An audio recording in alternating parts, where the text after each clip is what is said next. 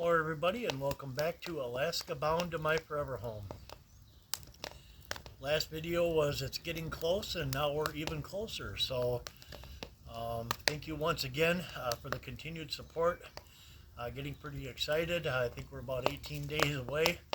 So each minute of each day is filled with different things to do to get ready. And one of the things we're going to talk about today is the first 30 days basically up in Alaska, and it's going to be a two-part thing. We're going to talk about a couple of survival skill items that I will be implementing, and then we're going to be talking about the winter camping. What we're going to be doing is upgrading the winter camping. So this video today will be just a little bit shorter, and the next one that we have coming will be a little bit longer because we will talk about more about the generator and a little bit more about the long-term living up there. So what we have here is the Swedish flame system, and this is a wonderful way to utilize your firewood and make it a more sustainable source. So what we have here is the split wood system. Whether it be your split into 6 pieces or 8 pieces or whatever, and boy, it's really kicking in now. Great flame. This is a great way for one piece of wood can give you between 2 and 3 hours, sometimes a little bit more, of burn time. And one of the big reasons uses for this is for cooking, as well as heating, or just like I said, just a regular outside campfire for any reason. But it's great for cooking, as you can see. So the perfect way to do this is you have your split pieces, and then the points, like the points on the piece of pie, you shave that back and you create a little hole that you can feed. There's a little, you can see there's an opening up here, and you can feed that with tinder, and then you can put some accelerant in there to get it started. And then ideally you can have it, you can have a string or something down here to hold it together to get it going. And it basically works the same way as when we had the rocket stove going. It creates an intake all the way around here, oxygen intake, and creates a controlled flame on the top. So this is, once again, this is a really great way to use the wood that you already have split. Firewood that you already have for your fireplace or whatever, a great way to utilize it for a campfire. So there's also another great way to do it. I abandoned this one. This one is a little bit wetter piece of wood than this one. Basically, you drill a hole in from the side. You drill down. You can see it's still going, but it's a little damp. And you create a vent hole here, and you can create a little bit smaller flame control burn up here. Once again, this is a great way to make your firewood last. So lots of great ways to utilize your firewood in a better fashion. So now we have this Swedish flame going pretty good. Once again, creates a great cooking surface, and this wood isn't ideal. It pops, and like I said, it's a little bit on the wetter side, but you're still going to get a couple hours of burn time out of just this one chunk of wood. So what we're going to talk about next is the first 30 days up there and what that entails.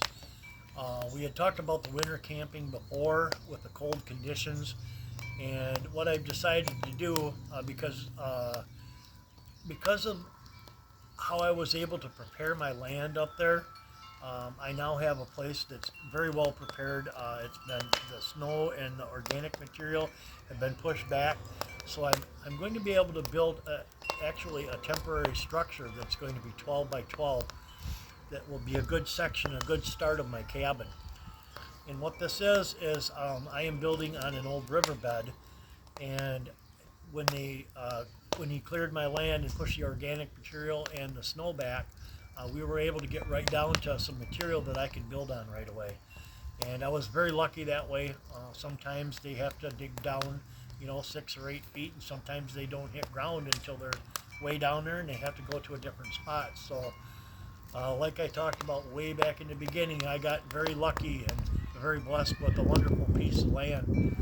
And I'll show you some pictures on our next video, a little bit more about the piece of land and some stuff like that. So what we're going to do, I've already ordered my materials. I'm getting up there on Wednesday, and my plane lands at 12:30, picking up my rental vehicle. We're upping the rental vehicle to 1 week. I had it for 3 days before, but I decided it would be better to get it for the full week for just a little bit more money, and that gives me a little bit more time for the build, to be a little more mobile, where I can do a little more adventuring and I can bring you some more videos. So I'm excited to have the vehicle for 1 week, and then after my initial build is done, we turn the vehicle in. Then we're going to be doing the 3 weeks of winter camping with the exploration. So we're going to talk a little bit about the build, and basically it's a very basic frame up situation where you take your green treated wood, your 12-foot long pieces of green treated for the bottom. That's going to be ground contact, and you frame it up. We're going to do the old school way to tie it together. When we put it back together eventually, we're going to be utilizing a newer system, but this is basically 4 walls put together. We got some sprinkling coming, so we got to move along here. Oh, it's been a beautiful day. You can see with the t-shirt and everything. So we get the 12-foot by 12-foot structure put up, and basically what we're going to do is we're going to cover the outsides with the hardwood paneling, and that'll hold enough heat in there, with a temporary roof and everything. We'll have a small indoor fireplace, and I'm also going to be buying a second generator. When I get up there, I'm going to have a smaller generator that I will eventually be using for portable, that I'll be utilizing with my MIG welder. So I just figured it would be a good idea to have a secondary system for heat, so we can get another heater up there.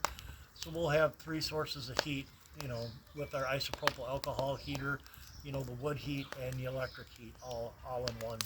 So it's going to be a 12 by 12 cabin to start with. And then what we're going to do is when the rest of my stuff comes up the Alcan Highway in mid-May, we are going to be adding onto the cabin in an 8-foot extension. So we're going to be going from 12 by 12 to 12 by 20.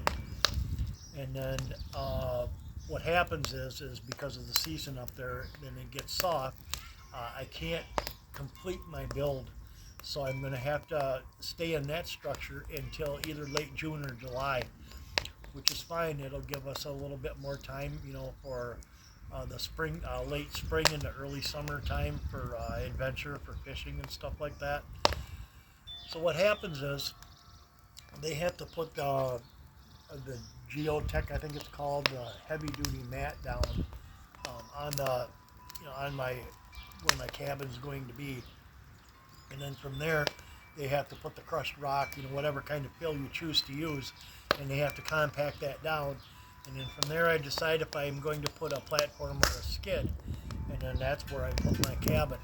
So the cabin will have to be taken apart. That's why we're building it in 4 basic sections, and then put back together again for the final build in late June or July. So this is all initial work. I will have some more specs for you and some more information for you as time goes on. So the final build will be, we will get the cabin built. The goal is by mid-July. So I think that's very doable. And I'm very happy with my getting this close to getting up there, changing the plans so I'm a little bit more mobile. Really looking forward to getting to know my community and doing some community things as well while I have my vehicle. And then after the 1 week of the vehicle, I'm going to turn my vehicle in.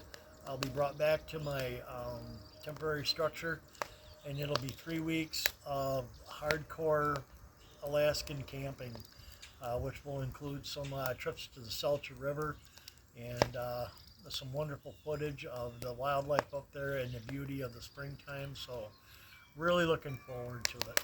So keep the questions coming. Thank you once again for your support. I look forward to 1, maybe 2 more videos before we leave. Once again, we're going to be talking about long-term plans with the generator. So looking forward to that. So thanks again for your support, and we'll see you next time.